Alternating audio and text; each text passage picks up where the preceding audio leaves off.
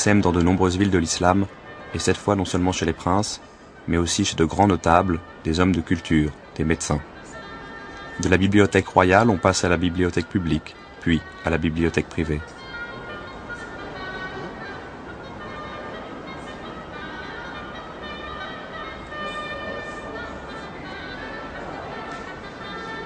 Et c'est à ce moment-là que la langue arabe, appelée à épouser la complexité des savoirs philosophiques et scientifiques, accomplit sa deuxième métamorphose. Le message prophétique a donné à cette langue sa puissance incantatoire. Les grammairiens du IXe siècle vont apporter à son répertoire profane une richesse et une rigueur exceptionnelles.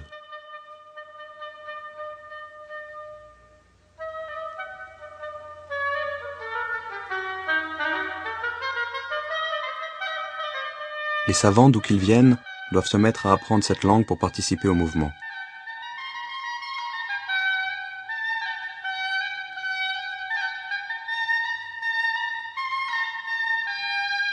Al-Biruni raconte « J'ai été élevé dans une langue, celle du Khorezm, où la science se trouverait aussi à l'étroit qu'un chameau dans une gouttière. Je me suis donc mis à apprendre l'arabe et le persan. Mais notre religion et l'empire sont arabes. C'est pourquoi les sciences de toutes les régions du monde ont été traduites dans la langue des Arabes. Aussi se sont-elles embellies, ont-elles pénétré les cœurs, et la beauté de la langue a coulé dans les veines et les artères de tous. »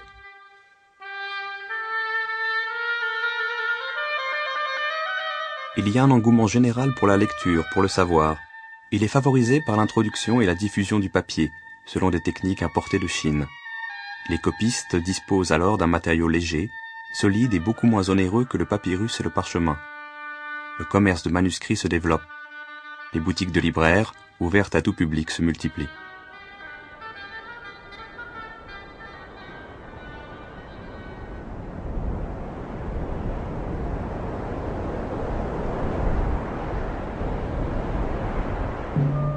Le livre devient le vecteur d'un mouvement intellectuel qui touche à tous les domaines du savoir. C'est ainsi que l'inestimable gisement des manuscrits grecs, que l'Europe avait oublié et que Byzance se refusait à exploiter pour des raisons dogmatiques, peut réintégrer dans la langue des Arabes le flux vivant de la pensée universelle.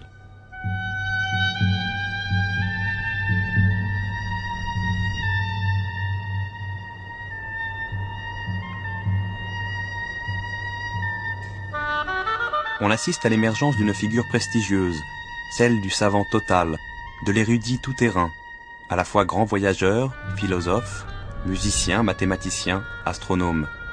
Précurseur des encyclopédistes du XVIIIe siècle, ces savants abordent librement tous les sujets intéressant les fondements de la cité, en même temps qu'ils pratiquent la médecine, la chimie ou la botanique.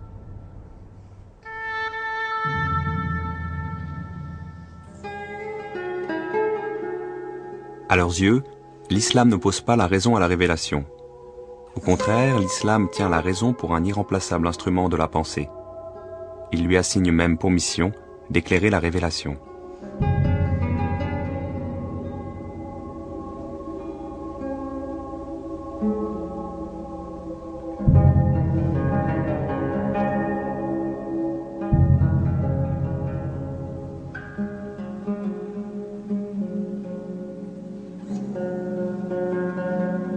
L'islam ne se présente pas comme une religion irrationnelle.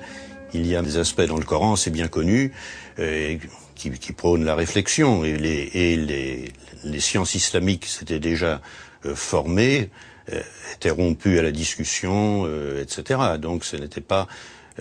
il y avait toute une armature rationnelle.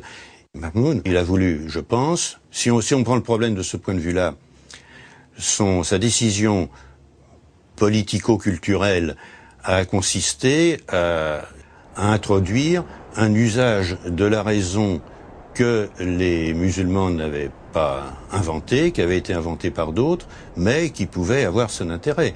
Et ce qui me confirme dans cette idée, c'est un passage d'ailleurs assez connu du philosophe Al-Kindi, qui a été d'ailleurs très bien en cours auprès de Mahmoud. Au début de son livre de la philosophie première, il donne son programme, et son programme philosophique, son programme de philosophe, c'est de rassembler tout ce que les philosophes ont trouvé dans les temps précédents, de faire passer cela en arabe, de le mettre à la portée de l'époque, et de cette façon-là, de compléter la philosophie. Et qu'est-ce que ça veut dire compléter la philosophie? On le voit par l'intention générale de son œuvre, c'est retrouver ce qui a été inspiré aux prophètes d'un seul coup, et que les hommes mettent des siècles à retrouver.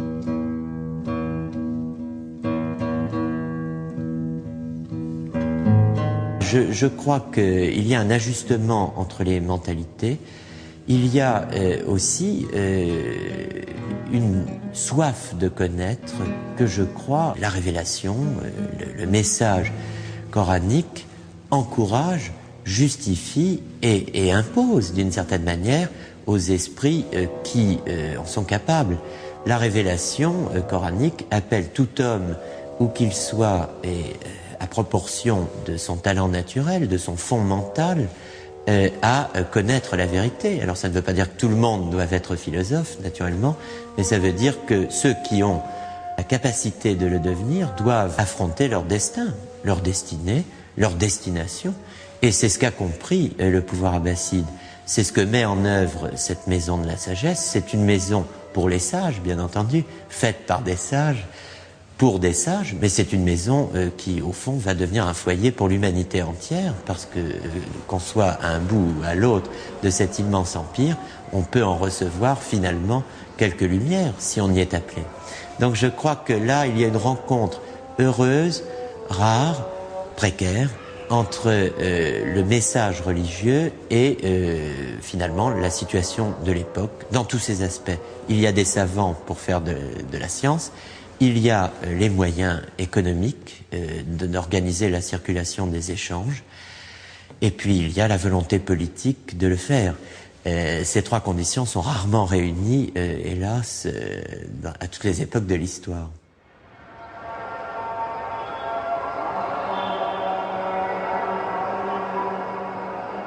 Recherche, débat, controverses passionnées suscitent un bouillonnement intellectuel qui exaspère les lettrés traditionalistes. Pour ces derniers, la liberté de conscience va trop loin. Elle risque de mettre en question l'omniscience divine.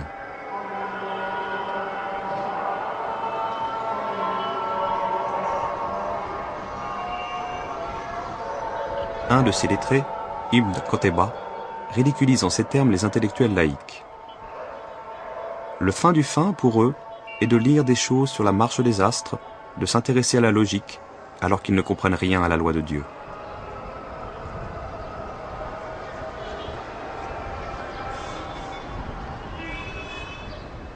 Mais les savants pourront continuer de réfléchir, d'écrire et d'enseigner, durant 3 siècles, tant que les princes continueront de les protéger, partant du principe selon lequel les croyants doivent exercer leur propre jugement face à toutes les questions auxquelles les textes sacrés n'apportent pas de réponse explicite.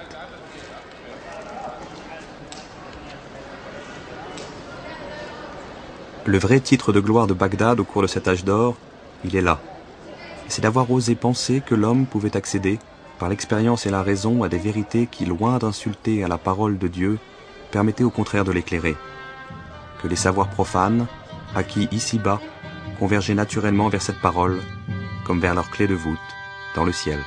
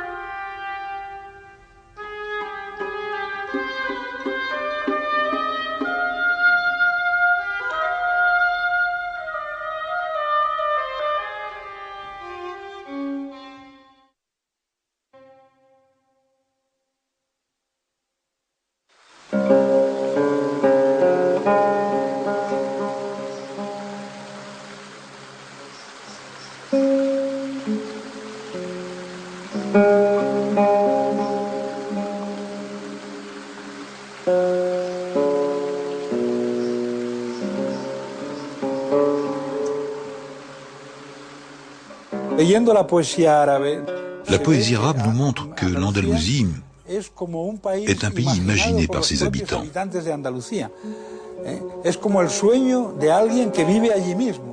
Il semblerait que ces habitants l'aient construite à l'image de leurs rêves. Alors ils ont développé l'agriculture, le jardinage, le monde urbain, la cuisine, une façon de comprendre le temps, la poésie, la relation avec les femmes, toute une série de valeurs qui, en fin de compte, représentent le rêve arabe. De nos jours, lorsqu'un arabe parle de l'Andalousie, il parle encore d'un rêve,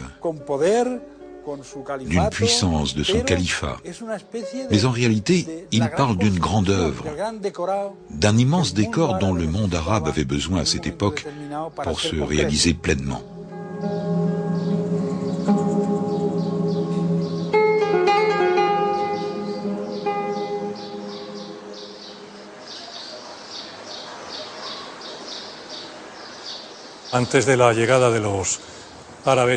Avant l'arrivée des Arabes et des Berbères, la civilisation andalouse n'existe pas.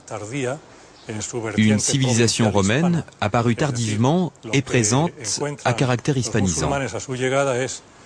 À leur arrivée, les musulmans vont trouver l'Hispanie, qui est sous domination wisigoth, mais conservant les traditions culturelles et sociales du monde romain.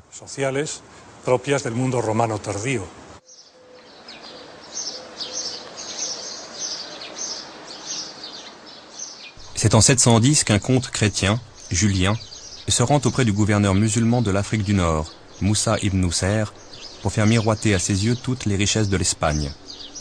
Il insiste sur la facilité avec laquelle Moussa pourrait les conquérir, du fait de l'irrémédiable décomposition politique du pays.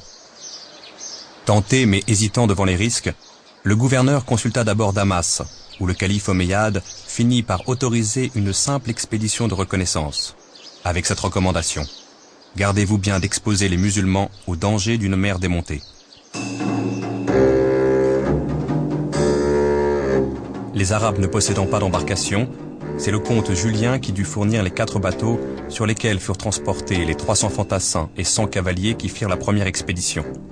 Simple razzia, mais concluante puisqu'elle sera suivie en 711 d'une deuxième expédition beaucoup plus conséquente, sous la direction de Tariq, qui allait donner son nom au détroit, Djibal Tariq, devenu Gibraltar.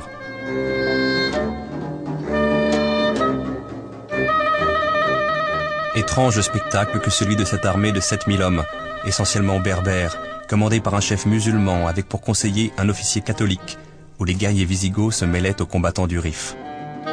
Les succès de cette armée furent si rapides que le gouverneur Moussa décida en 712 de passer à son tour le détroit, à la tête d'une armée cette fois surtout composée d'Arabes. Il devait ensuite faire sa jonction avec les soldats de Tariq, à la hauteur de Tolède. Bientôt maître de la plus grande partie de l'Espagne, Moussa se montra d'une grande magnanimité envers ce pays dont la conquête avait été si facile. Il le récompensa en instaurant un régime des plus tolérants. On raconte même qu'il reprocha amèrement à Tariq d'avoir inutilement versé le sang de quelques chrétiens lors de la seule vraie bataille qu'il avait eu à livrer jusqu'à Tolède.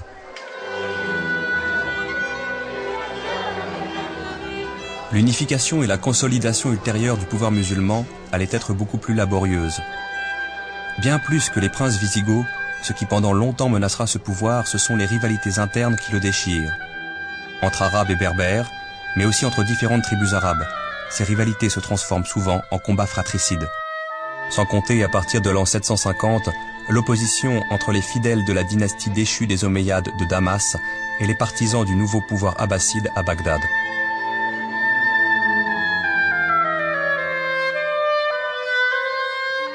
L'Andalousie sera justement le terrain de la revanche des Omeyyades sur les Abbassides. Un jeune prince omeyyade, seul rescapé du massacre de sa famille, va réussir à gagner l'Espagne et à fédérer sur son nom les principales forces musulmanes.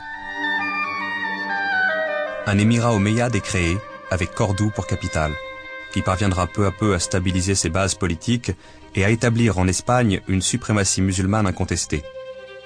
Au début du Xe siècle, Abdelrahman III fera de Cordoue la capitale d'un califat rival de Bagdad.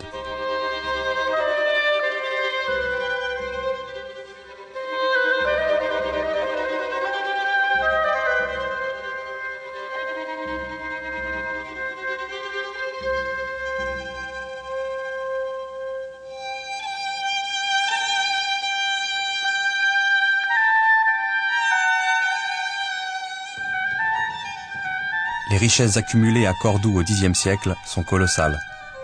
À titre d'exemple, ce cadeau qu'un noble qui vient d'être nommé vizir envoie au calife pour le remercier. 500 000 pièces d'or frappées, 400 livres d'or brut, 200 sacs de lingots d'argent, 30 pièces de soie brodée, 10 pelisses dont 7 en peau de renard blanc du Jourdain, 100 peaux de zibeline, 6 tentes d'apparat, 48 manteaux tissés de soie et de fil d'or, 100 armures de parade, 1 millier de boucliers, 100 000 flèches, 100 chevaux, 60 esclaves dont 40 hommes et 20 femmes. De cette période faste date l'essor d'une civilisation musulmane proprement andalouse, à laquelle contribuent aussi bien des musulmans que des chrétiens et des juifs. Lorsque l'on visite Tolède, on découvre une ville où cohabitent 3 cultures différentes. La culture musulmane tient une place prépondérante dans l'histoire de la ville. Lors de la conquête, les musulmans sont entrés par là. Beaucoup d'églises de Tolède ont alors été transformées en mosquées et en oratoires, les mosquées étant des lieux pour prier. Là, vous voyez le motif des colonnes. Observez ces arcs en fer à cheval. Ils sont typiques de l'art wisigoth. Mais par la suite, ils sont devenus l'emblème, le symbole de l'architecture de Cordoue. Lorsque l'on se promène dans Tolède, on découvre une symbiose culturelle présente tout au long des siècles. De nos jours, ce qui fait le charme de Tolède, c'est qu'il n'existe pas de séparation culturelle comme à Jérusalem. Chaque pierre, chaque style, qui est l'essence même de Tolède, intègre les 3 cultures, la culture juive, la culture arabe et la culture chrétienne. Les maîtres de l'Andalousie vont conduire une politique fondée sur le respect des 2 autres religions du livre. Pas de prosélytisme, pas de conversion forcée. Chrétiens et juifs ne sont pas inquiétés dans la pratique de leurs religions respectives.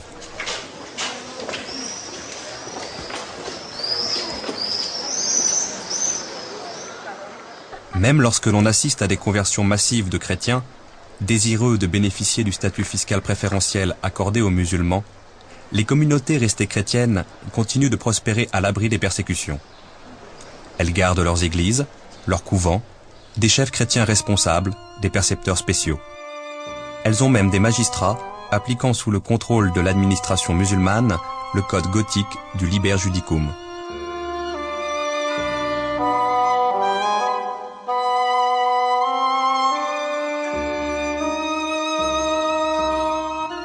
Il n'est pas rare, malgré les protestations des docteurs de la foi islamique, que musulmans et chrétiens célèbrent ensemble des fêtes telles que Noël et le jour de l'an, ou qu'une même église serve pour la prière musulmane du vendredi et pour la messe chrétienne du dimanche.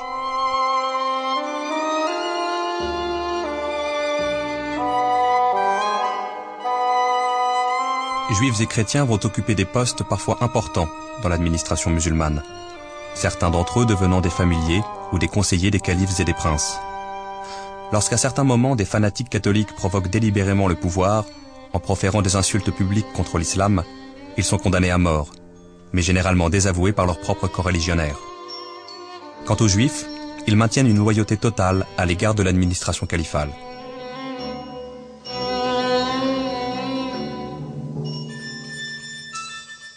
Les communautés juives connaissent en fait un âge d'or. Parce qu'elles étaient soumises à des persécutions continuelles sous les pouvoirs wisigoths, elles se sont réjouies de l'arrivée des armées musulmanes et n'auront qu'à s'en féliciter par la suite. Les juifs vont jouir d'une liberté religieuse qu'ils n'ont jamais connue auparavant. Ils vont recevoir une partie des biens confisqués aux nobles qui ont fui devant les armées musulmanes. Et surtout, fait unique dans l'histoire des juifs, ils vont être associés à la défense des villes où ils sont concentrés. Leurs hommes sont mobilisés dans les garnisons militaires mises en place par le pouvoir islamique. Et les chroniques sont formelles, ils participèrent aux côtés des musulmans à de nombreux combats.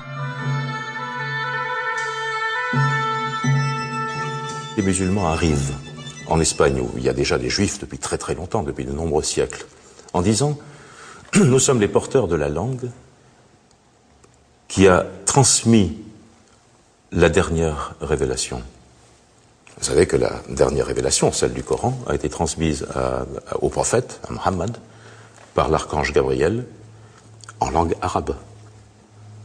Le juif répond, oui, mais nous sommes porteurs de la langue de la première révélation. Et c'est de là que tout part. Et même le Coran le reconnaît. Il s'établit une émulation, une guerre au sens noble du terme, c'est-à-dire qu'entre les deux langues, entre les deux cultures, entre les deux pensées, il y a émulation.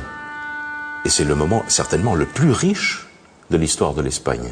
Il est dit dans le Coran que les gens du livre seront sauvés. Ce qui est assez unique, parce que les autres grandes religions monothéistes ne reconnaissent pas comme gens du livre des gens qui ne sont pas de la religion propre. Donc c'est déjà un élément de tolérance. Et il est vrai que sous le califat, sous l'émirat et sous le califat en Espagne, ce qu'on appelait les dhimmi, c'est ceux qui payaient l'impôt des non-musulmans, étaient protégés par le prince. Donc c'est un élément, si vous voulez, de tolérance. Al-Andalus est à son apogée lorsque le califat brille de tous ses feux, c'est-à-dire lorsque Tolède est sous l'influence islamique. Alors celui qui est de Tolède se dit être andalou parce que Al-Andalus ne se restreint pas seulement au sud de l'Espagne, et en faire partie autorisait la pratique de n'importe laquelle des trois religions. La seule exigence des dirigeants du califat était la reconnaissance de leur souveraineté politique. Une fois cette reconnaissance acceptée, vous aviez le choix de votre religion, votre église, votre mosquée, votre synagogue, et vous pouviez vivre en paix. Je pense que c'est la grande leçon que nous donne Al-Andalus à notre pays, l'Espagne, mais aussi à tous ceux qui sont prêts à se tuer lorsque leurs opinions divergent. Et c'est pourquoi, lorsque l'on parle de l'épanouissement intellectuel de l'Andalousie, il faut y voir la pleine participation des trois religions du livre.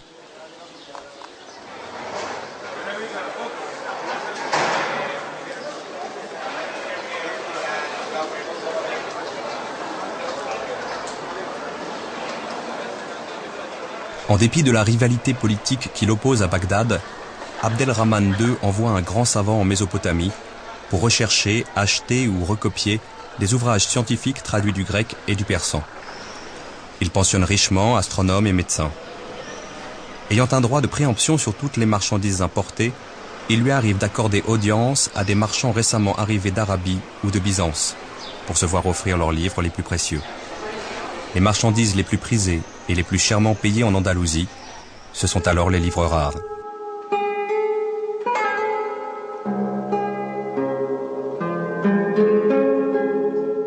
Tout au long du Xe siècle, Cordoue sera l'égal de Bagdad, en dimension, en population et surtout en magnificence. Un effort systématique est entrepris pour constituer une bibliothèque contenant tous les ouvrages capitaux, anciens et récents connus à l'époque. Un réseau de dépisteurs, de collecteurs, de copistes, étendu à l'ensemble du monde islamique, achemine vers Cordoue une fabuleuse collection d'ouvrages, égale en importance à celle des califes abbassides. On cite le chiffre de 400 000 volumes. À Cordoue même, une armée de scribes, de relieurs, d'enlumineurs veillait à l'entretien de ces trésors.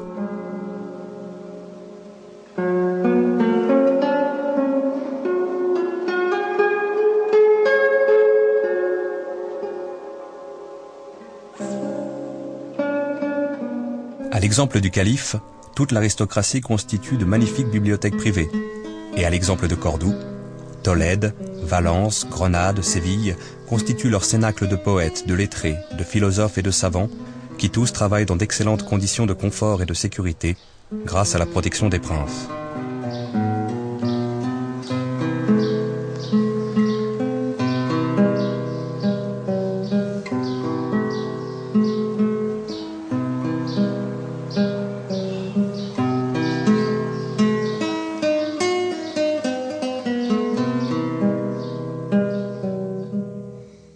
La langue arabe devient dès le IXe siècle la langue de culture de toutes les communautés, jusqu'au cœur de l'aristocratie catholique, ce qui provoque la colère du Cordouan Alvaro.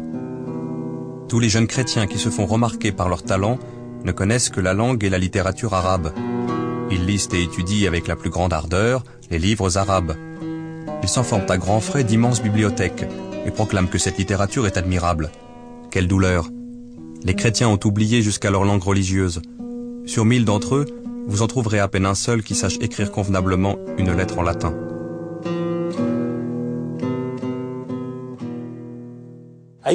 Dans beaucoup de poèmes, il est écrit que celui qui a vécu en Andalousie ne pourra jamais aller en enfer, car il a déjà vécu au paradis.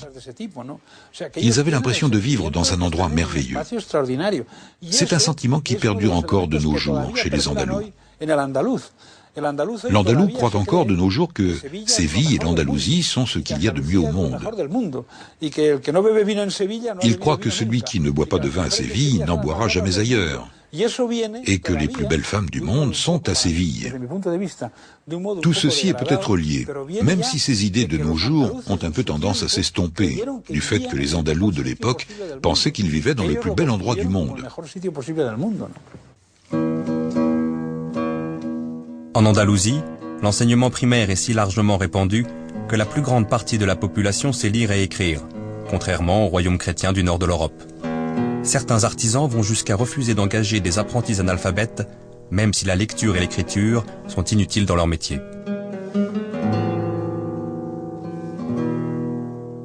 Si l'arabe est la langue de culture de tous, de nombreux musulmans se doivent quand même, pour parler au peuple des villes comme aux métayers des campagnes, d'apprendre la langue romane. À travers cet enchevêtrement linguistique vécu, la langue espagnole en formation va puiser dans l'arabe tout ce qui lui manque pour exprimer des notions nouvelles. Alférez, lieutenant, vient de l'arabe al-fares. Atalaya, vigie, vient de ataliya. Albanil, maçon, vient de albana. Zalmedina, maire, vient de sahib al-madina. La population hispanique se convertit peu à peu à l'islam. Elle accepte l'arabe comme langue religieuse et politique. Cependant, le bilinguisme a toujours existé entre l'arabe d'un côté et la langue romane de l'autre.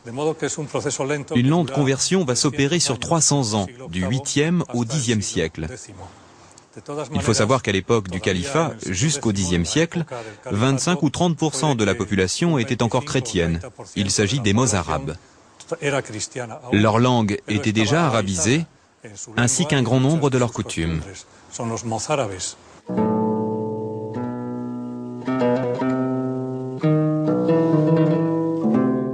Cependant, la domination culturelle n'empêche pas un jeu d'influence réciproque en profondeur entre les différentes communautés. Ainsi, phénomène unique en société musulmane, les femmes commencent à sortir sans voile, à briller dans les milieux cultivés, à se distinguer dans certains cénacles par leur talent de poétesse et de lettrée.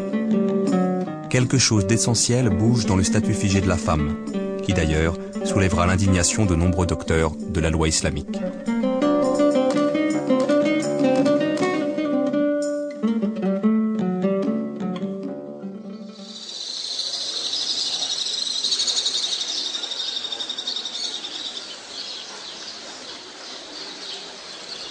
Plus généralement, les religieux conservateurs supportent mal l'esprit de tolérance qui règne sous le califat omeyyade, ainsi que l'essor trop libre des savoirs laïques. Ils vont s'efforcer d'y mettre fin, ou du moins d'y mettre un frein, chaque fois que l'occasion leur semblera bonne. À partir de la fin du Xe siècle, à la faveur de l'effondrement du califat et de la prolifération des petits royaumes indépendants, les princes musulmans subissent la pression croissante des conservateurs. Ceux-ci prônent un durcissement dogmatique, et demandent plus de foi et moins de raison, plus de piété et moins de liberté. Certains princes les entendent, d'autres persistent dans la volonté de défendre la pensée, de protéger les penseurs, de maintenir un certain mode de vie.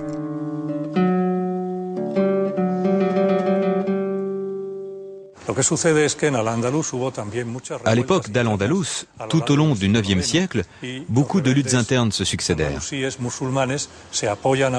Les rebelles musulmans furent souvent soutenus par les rois chrétiens. Cette tendance à trouver un soutien militaire ou politique chez les adversaires s'est maintenue tout au long du XIe siècle, durant l'époque des rois de Taïfas. Même durant le XIIe siècle, il y eut beaucoup de mercenaires chrétiens venus du Nord. Le Cid est l'exemple typique de caudillo et de guerrier chrétien, qui sert à la fois les autorités musulmanes, en tant que mercenaire, et ses idéaux politiques et religieux, en tant que chrétien. L'armée du Cid, sa troupe, était constituée de mercenaires. Très souvent, ils étaient payés par les musulmans pour combattre le comte de Barcelone. Bien sûr, le Cid ne combattait pas son propre roi, Alphonse VI de Léon. Le nom Cid, Sidi, signifie le Seigneur. Bien que la situation générale soit hostile, des alliances militaires et politiques vont se former.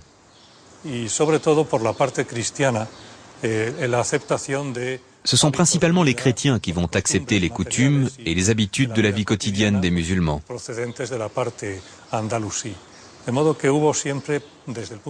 Les chrétiens du Nord sont partagés entre deux sentiments. D'un côté, prédomine un sentiment d'hostilité, le souhait d'en finir avec l'hégémonie islamique dans la péninsule. De l'autre, ce sentiment est compatible avec le respect de la culture et d'autres aspects de la vie musulmane.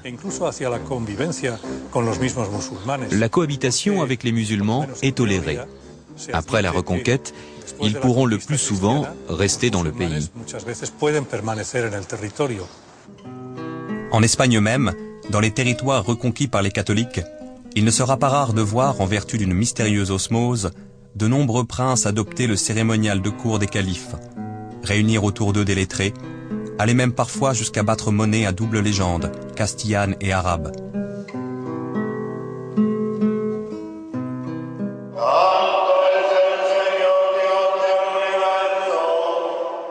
Ce qui nous frappe encore dans le formidable corps à corps de l'islam et de la chrétienté, dont l'Espagne aura été le siège durant 8 siècles, c'est ce miracle de deux mondes qui se sont affrontés sans se fermer l'un à l'autre. C'est le mystérieux démenti de la culture au fanatisme, qui fera que jusqu'au XVe siècle, dans les villes reprises par les princes catholiques, on continuera de convoquer les talents et les savoirs arabes, détenus par des juifs, aussi bien que par des musulmans. Sème dans de nombreuses villes de l'islam, et cette fois non seulement chez les princes, mais aussi chez de grands notables, des hommes de culture, des médecins. De la bibliothèque royale, on passe à la bibliothèque publique, puis à la bibliothèque privée.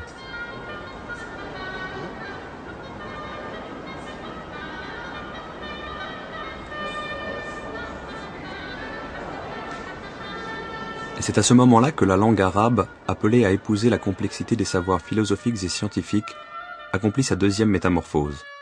Le message prophétique a donné à cette langue sa puissance incantatoire. Les grammairiens du IXe siècle vont apporter à son répertoire profane une richesse et une rigueur exceptionnelles.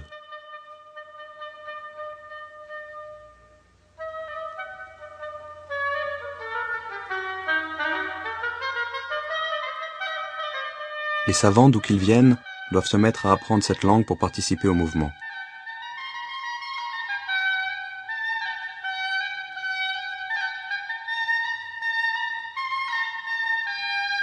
Al-Biruni raconte « J'ai été élevé dans une...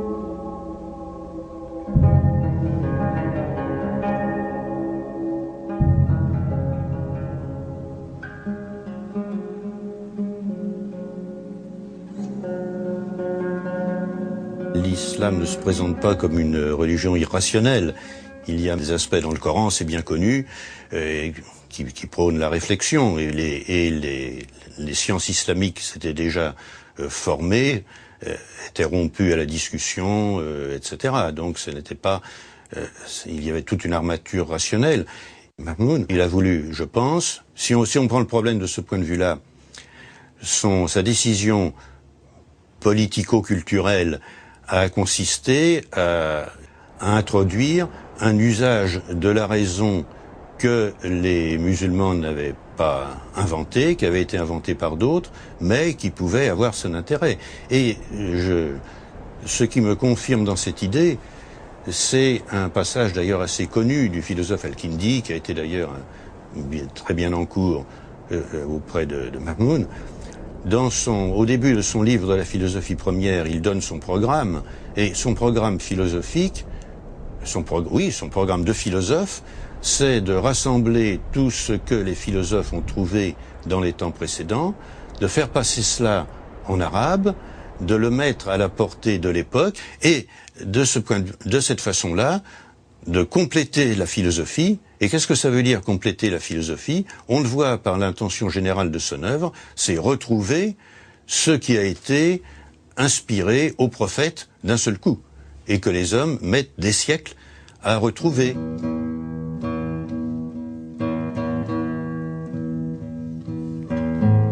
je crois qu'il y a un ajustement entre les mentalités. Il y a aussi une soif de connaître que je crois la révélation, le message coranique encourage, justifie et impose d'une certaine manière aux esprits qui en sont capables. Une langue, celle du Khorezm, où la science se trouverait aussi à l'étroit qu'un chameau dans une gouttière. Je me suis donc mis à apprendre l'arabe et le persan. Mais notre religion et l'empire sont arabes. C'est pourquoi les sciences de toutes les régions du monde ont été traduites dans la langue des Arabes. Aussi se sont-elles embellies, ont-elles pénétré les cœurs, et la beauté de la langue a coulé dans les veines et les artères de tous.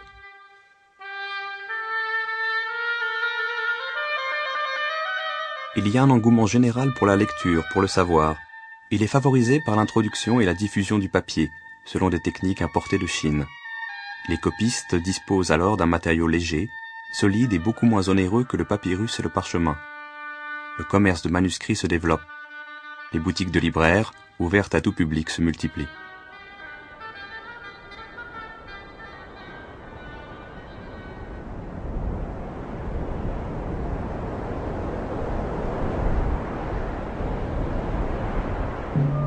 Le livre devient le vecteur d'un mouvement intellectuel qui touche à tous les domaines du savoir. C'est ainsi que l'inestimable gisement des manuscrits grecs, que l'Europe avait oublié et que Byzance se refusait à exploiter pour des raisons dogmatiques, peut réintégrer dans la langue des Arabes le flux vivant de la pensée universelle.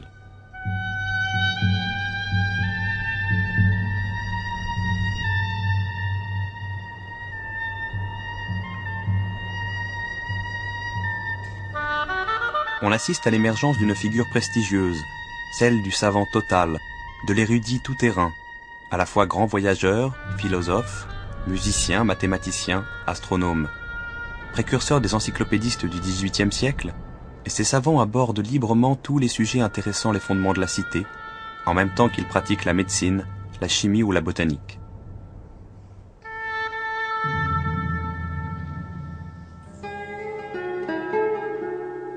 À leurs yeux, l'islam n'oppose pas la raison à la révélation.